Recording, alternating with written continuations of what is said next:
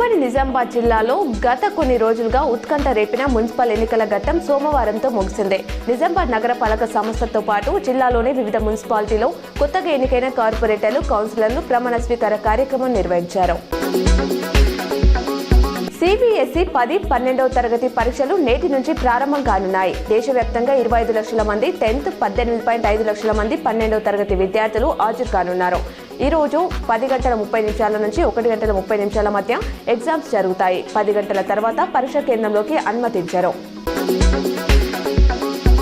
Congress, BRS, MIM అనైతిక పొత్తుతో ఏర్పడిన నిజామాబాద్ పాలక వర్గం పదవీకాలం పూర్తయ్యేలోపు సీన్ రివర్స్ చేసి చూపిస్తామని నిజామాబాద్ ఎంపీ సంచలన వ్యాఖ్యలు చేశారు. సోమవారం మేయర్ ఎన్నిక అనంతరం ఆయన మీడియాతో మాట్లాడారు.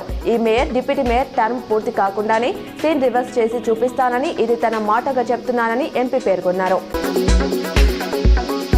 పంచాయతీ మున్సిపల్ పోరు ముగియడంతో ఇక ఎంపీటీసీ, జెడ్పీటీసీ ఎన్నికలపై రాష్ట్ర ప్రభుత్వం దృష్టి పెట్టింది. ఇవాళ అధికారులతో సీఎం రేవంత్ రెడ్డి కీలక భేటీ నిర్వహించనున్నారు. ఈ మీటింగ్ తర్వాత పోల్స్ పై స్పష్టత వచ్చే అవకాశం ఉంది. ఒకే విడతలో పోలింగ్ నిర్వహించాలని, 10 నుంచి 20 రోజుల్లో పూర్తి చేయాలని భావిస్తున్నట్లు సమాచారం. Assembly, budget sessions, inter, 10th పరీక్షలకు తగ్గట్లుగా ఎన్నికలపై నిర్ణయం తీసుకున్నారు.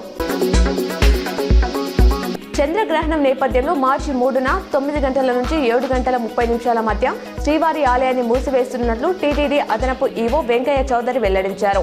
5 గంటల నుంచి 10 గంటల వరకు మాత్రమే భక్తులను దర్శనానికి అనుమతిస్తామని తెలిపారు. ఆ తర్వాత అన్ని రకాల దర్శనాలను, కళ్యాణోత్సవం, ఉంజల్ సేవ, అర్జిత బ్రహ్మోత్సవం, సహస్ర దీపాలంకరణ సేవలను రద్దు చేస్తున్నట్లు తెలిపారు.